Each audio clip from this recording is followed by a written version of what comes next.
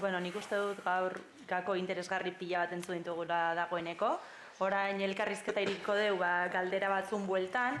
Da galderetako batzuk erantzun dira, modu zuzen baten edo ez zuzen baten, baina bueno, berriro ere ekarriko ditugu elkarrizketa gai izan daitezen, bai.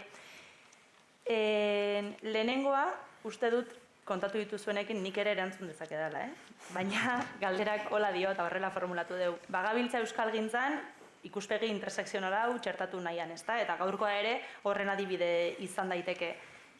Baina galdera da, benetan ari algara asmatzen ikuspegi intersekzionala hau gure jardunean txertatzen? Zein nahi du hasi?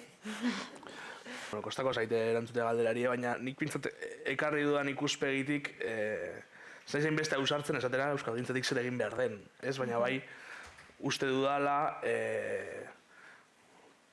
proiektu emantzipatzaile errealek ezinbestean daukatenak kokapen bat, lurralde kokapen bat, eta gure kasuan kokapen hori Euskal Herria dela, eta hori de facto gertatzen da.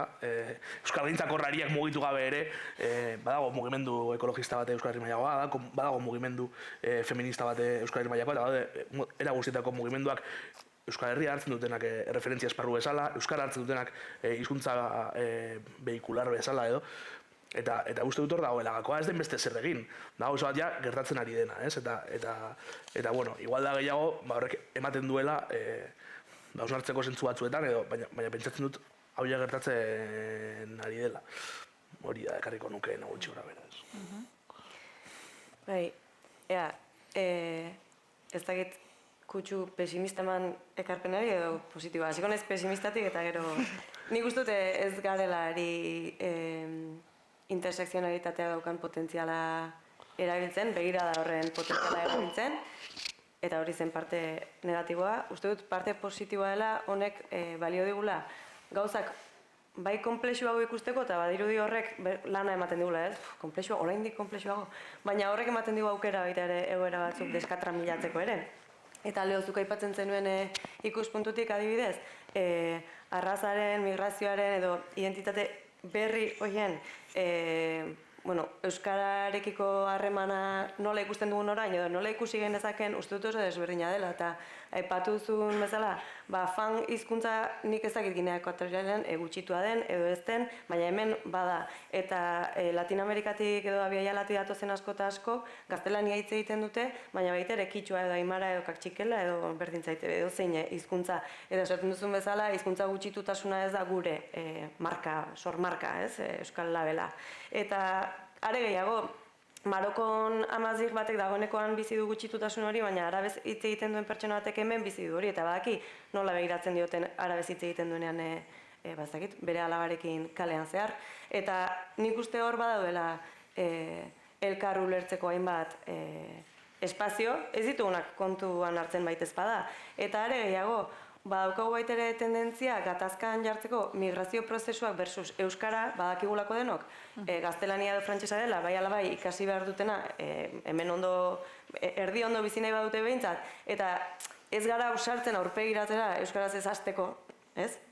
Badakigu gaztelania behar dutela, baina ez dugu problematizatzen gaztelania bera, eta herritartasun legean lehenengo fasean behar bada gaztelania ez da eskatzen, baizik eta integraziorako faktore bezala kontuan hartzen da, baina naziotasuna eskatzeko bai, gure eskoletan hemen bertan euskaraz hitz egiten duenean ez dakit nola esan, Kolonbiatik etorri den haur batek hitz egiten du algortako bere aldameneko hemen jaiotako batek bezalaxe euskaraz, aldiz gaztelaniak arrazializatzen du behar bada gehiago, edo alkiler kontratu bat eskatu nahi dutenean eta telefono deia egiten dutenean agentziara, gaztelania horrek ere markatzen ditu, ze gaztelania guztiak ere ez dira berdinak.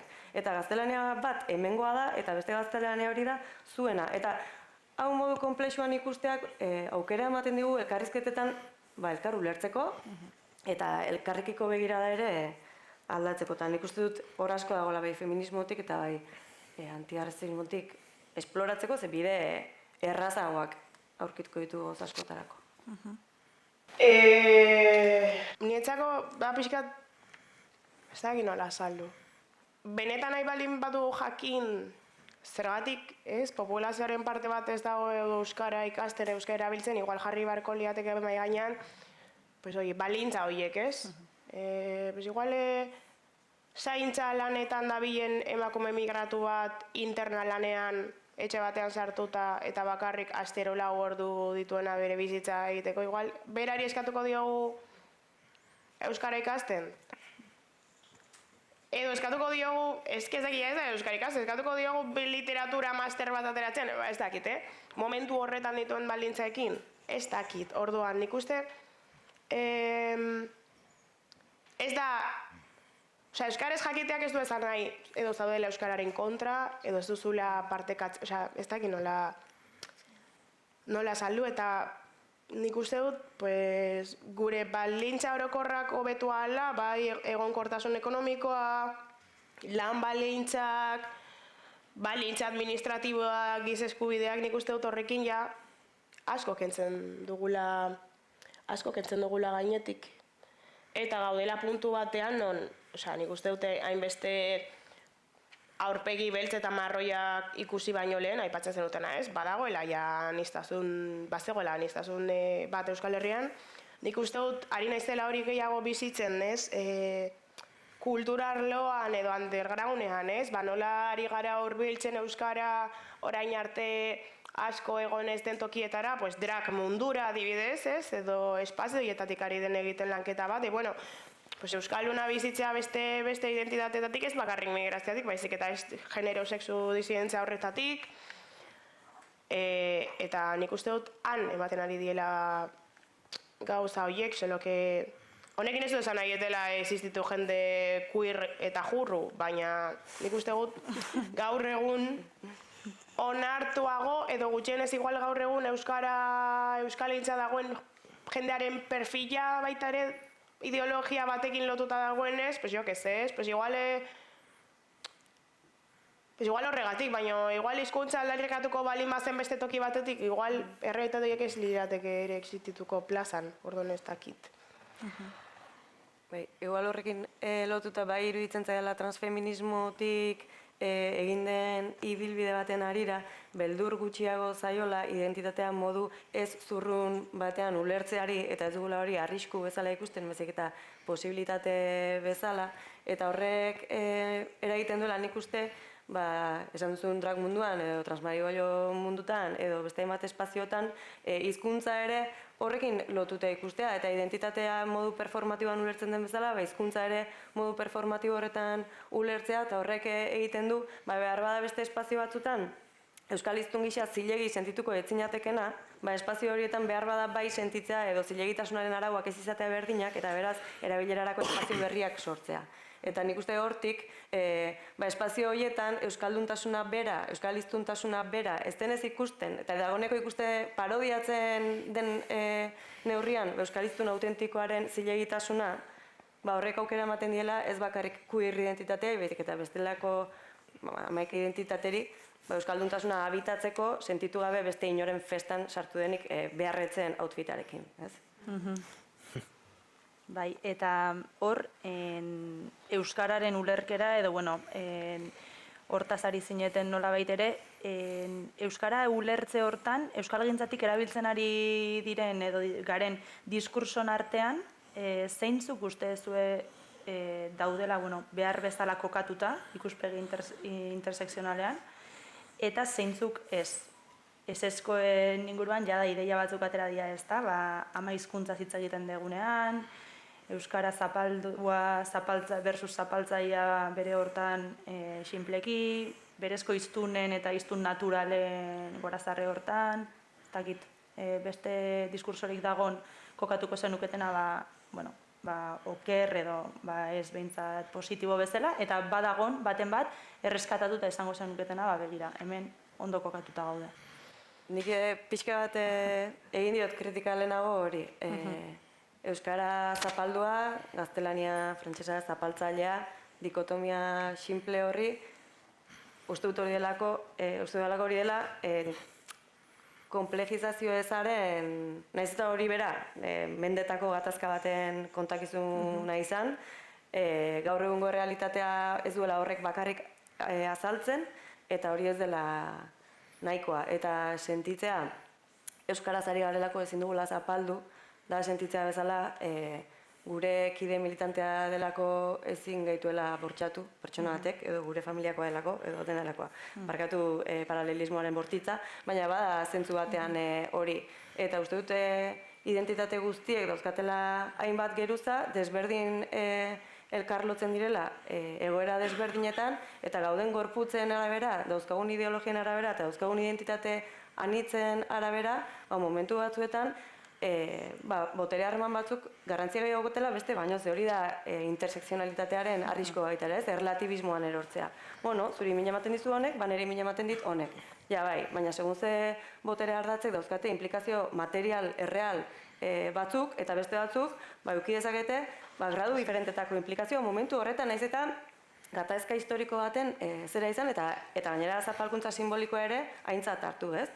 Bat eta bestea ikusi behar ditugu, eta nik uste dut momentu batzuetan hartu behar direla erabaki taktikoak, Leok aipatzen zuen bezala, Gasteizko emakumeen etxean, asmoa baldin bada, migra jendea eta migra ez den jendea elkarrekin prozesu bat egiten aritzea, eta helburua jakin bat baldin bada, naiz eta denok gauden, ekologiaren alde eta hizkuntzaren alde, behar bada momentu horretan komunikatua adosterakoan importanteagoa da, berdintasun batetik hitz egin alitzatea, reziklatzea baino, edo euskaraz egitea baino, aleia, kartoia jakitea baino pankartarena nondik atera dugun, edo momentu horretan, eta ez da ezer pasatzen.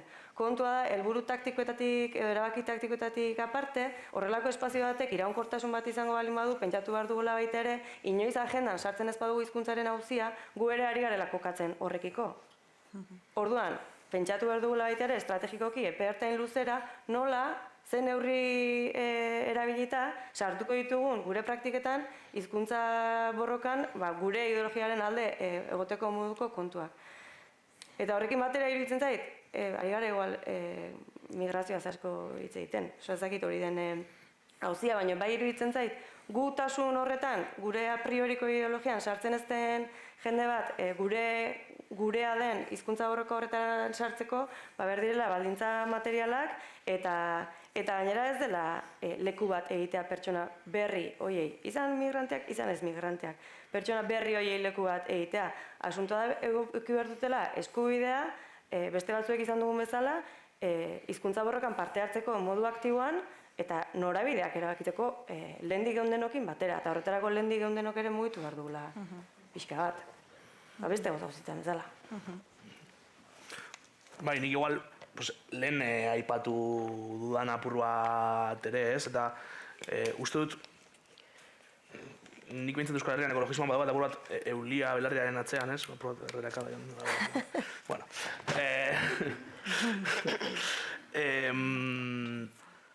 Askotan saiatzen gara ekartzen, batez ere globalean ematen diren aldarrikapen batzuk forma berean gure lurraldetara, eta pentsatzen dut horrek ere badaukala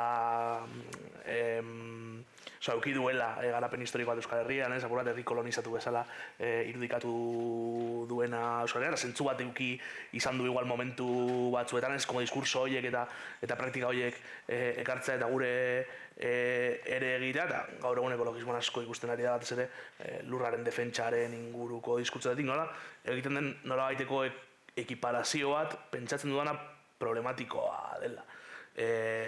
Nik ikusi dut kartel batean idatzita Honduras, Colombia y Euskal Herria, procesos extractivistas, Sahara Euskal Herria asko gustatzen zaizue hori ekiparatzea prozesuak. Bueno, horretatik aratago, ez, kartelaren izenburutik aratago, edukietara, ez. Bai. Baina izenburutik aratago ere, como praktika horiek ekartzea gurera, ez da bidezkoa, ez guk daukagun paperagatik komunitate horieko, eta ez da estrategikoa ere. Eta, bueno, zentzu honetan igual, egin den ikerketarekin harremanetan, eta planteatu diren harreman, planteatu diren harreman horrekin harremanetan, hizkuntzaren bizi berritzearen aldeko diskurtsoak, eta como diskurso ekologista, lurraren aldeko diskurtso horien inguruan, ere, jakin behar dugula ere hau ze testu inguruetatik datorren, jakin behar dugula ere, segurazki, hizkuntza bizi berritze prozesuetan dauden komunitate horiek ere badaudela lurraren defentsaren aldeko borroketan biziki sartuta, eta hau dela, hain zuzen, gure bizi eredua mantentzen duen estraktibismoak zuzenan eragiten dielako beraiei eta beren subjetibitateari, ez?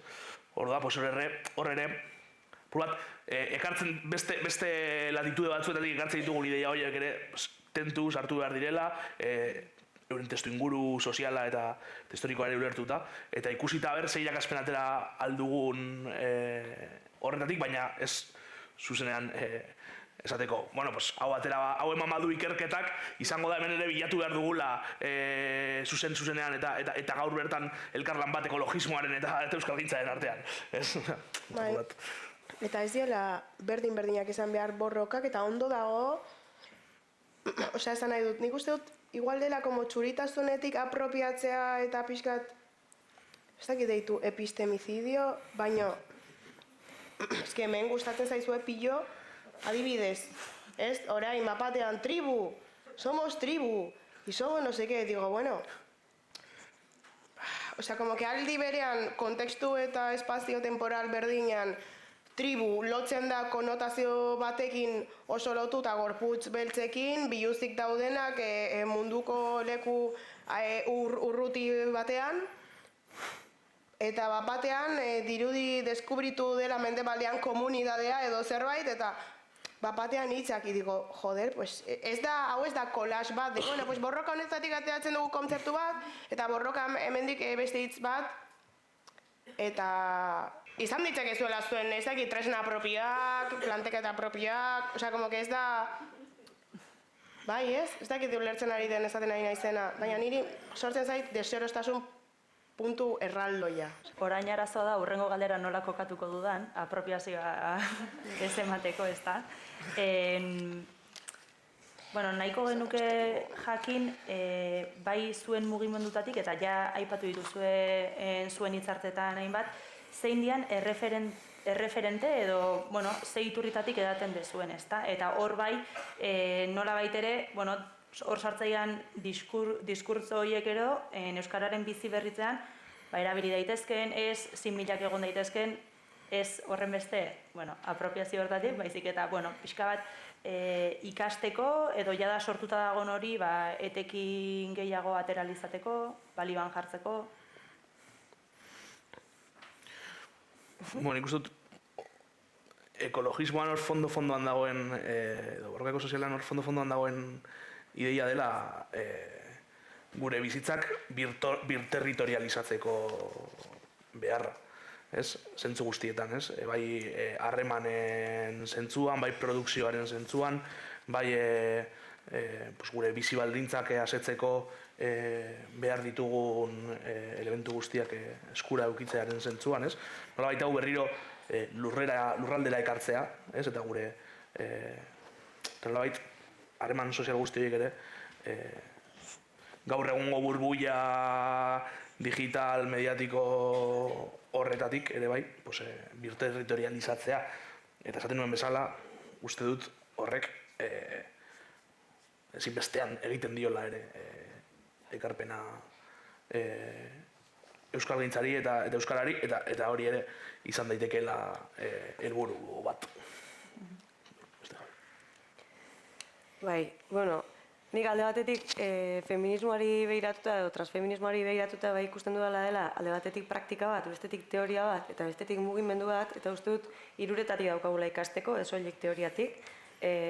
Hainbat praktika ari da gertatzen gaur egun, tartean praktika honak eta hortik ikasi genezake, eta gainera jakinda euskararen aldeko borroka ere badela praktika bat, teoria bat eta mugimendu bat, ez?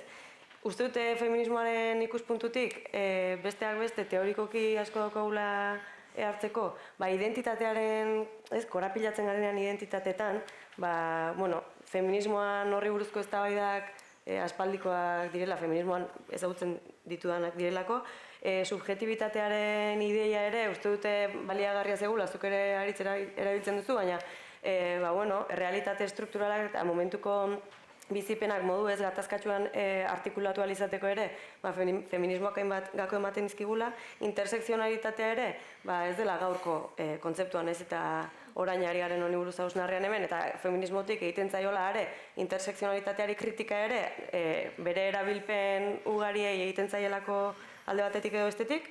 Ni ez naiz aditua eta ez naiz pentsalari feminista zentzu horretan, baina bai uste dudala ikasi dezakegula hortik asko, eta soziolinguistikara ekarrita, ze badirudi, ari garela orain zutautxa asmatzen, baina badaude ikerketa hildo batzuk aspalditik ari direnak garatzen, eta bereziki raziolinguistika, eta hor daude hizkuntzaren praktika soziala eta arrazakeria sistemikoa uztartzen dituzten hainbat ikerlari, hori publikoa da, eta pilo bat pertsona razializatu ari dira horri buruz ikerketan, badago queer soziolinguistika, eta ari dira LGTBIQ+ dena delako gorputzak eta ibilbideak hizkuntza gutxitu nagusi ardatz horrekin nola uztartzen diren ikertzen, eta hor ere, hor daude, Google Eskolarren sartzen balin bagara hor daude, eta uste dut badaukagula bide bat hori gurera ekartzen, xumeki saiatzen ari gara, hemen dauden kide batzuk eta beste hainbat, baina uste dut hori euskal gintzak eta euskal soziolinguistikak daukan etxeko lanetako bat dela, hor kokatzea baita ere. Nik uste gehien ez da dagoela. Bakarrik hori.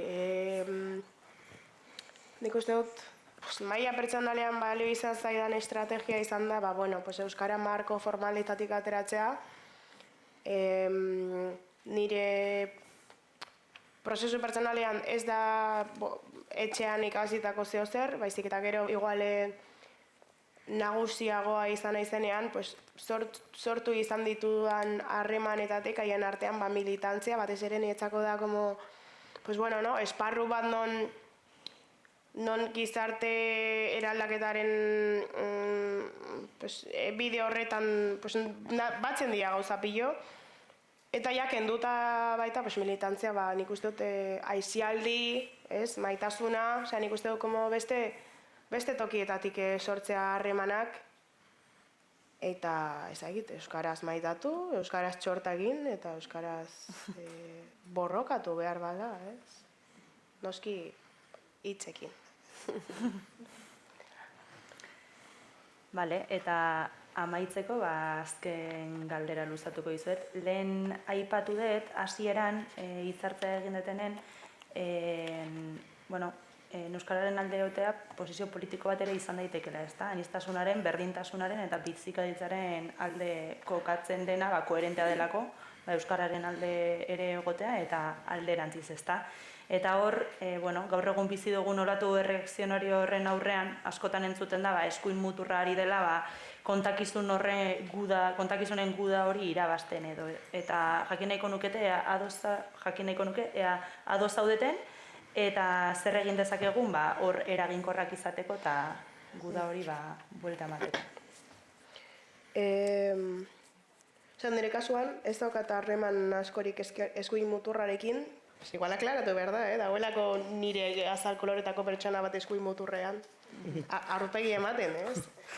Aipatu nahi nuena da, gutxienez edo gure espazio antirrazista militanteetatik ez daukagula harreman elkar bizitza asko eskuin muturrarekin, bai ezkerrarekin, eta nik uste dut oraindik kriston lanketa bat dagoela, eta nik uste dut antifasista txatartzen dien eragile eta espazio askotan, nik uste dut irakurketa intersekzional hori faltan dagoela, lehen aipatu duzun berdina, zurekin egon daiteken militatzen pertsona bat erasotzailea izan daitekena, eta nik uste dut askotan sartzen garen mozorro batean militante perfektu akatz batekoa eta horrek ez gaitu usten, ez entzuten, ez begiratzen aurrean dakaguna, niri oso fuertea iruditzen zait, ikusten dute ezkerreko peña superantolatuta langileen eskubideen alde, sindikatuetan, eta nola da posible, zein langile.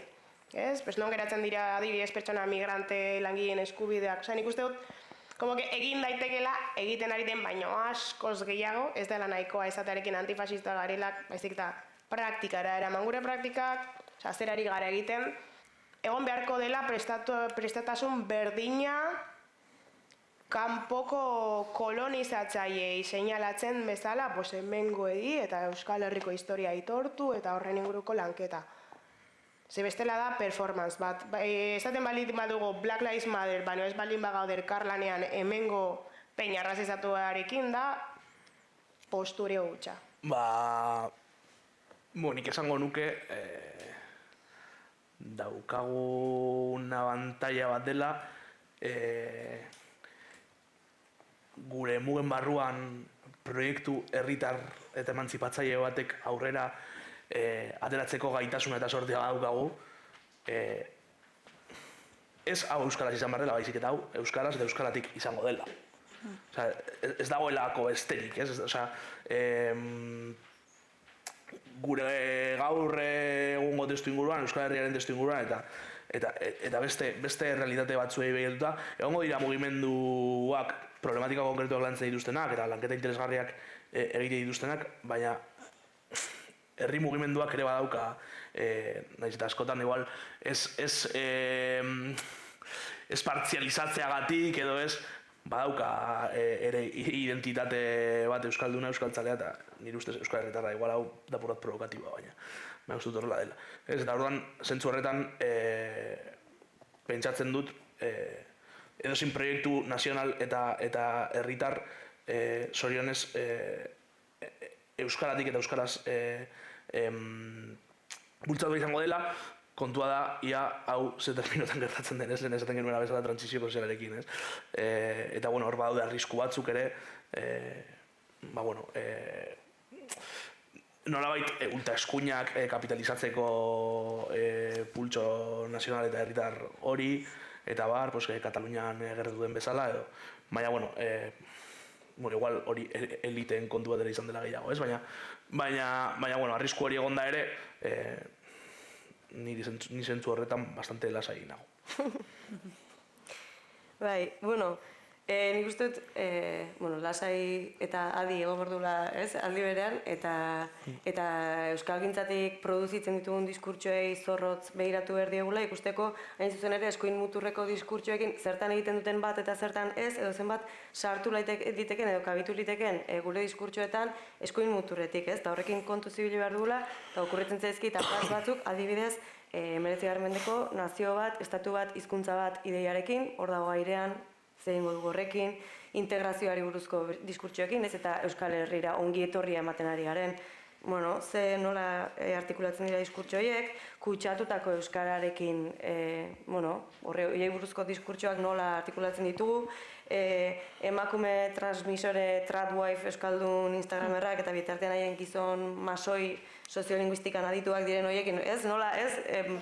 Kontu zibili behar duela ere, emakumearen rola nola irudikatzen dugun, ze emakume irudikatzen dugun, ze transmisio zeratan, ze familia irudikatzen dugun, zergatik galdetzen dugun orain gure inkestetan zein da zure amaren hizkuntza, zein da zure aitaren hizkuntza.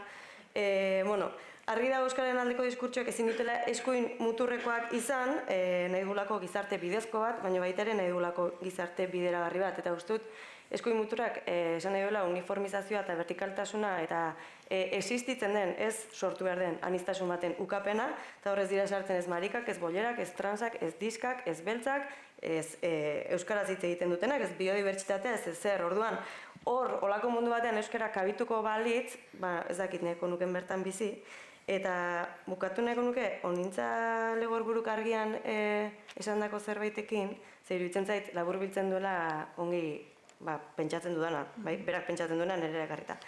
Eskuin mutura badator, eta eskuin mutura dator bi aldetatik. Eskuin mutura dator euskara debekatuko diguna, eta eskuin mutura dator atzerritartasun lege euskaldun bat ipiniko diguna euskara salbatzeko. Eta guk ez dugu nahi ez mundu bata eta ez bestea. Eta ez dugu onartuko ez dakitzen mundu eraikitzeko euskara erabiltzea guri txantaia egiteko elementu gisa. Ez dute honi honekin gelditzen naizela. Ez dakit hirurotako bateren batek beste zerbait daukan gehitzeko. Mila esker hiruroi. Galdera iritzetarako tartea...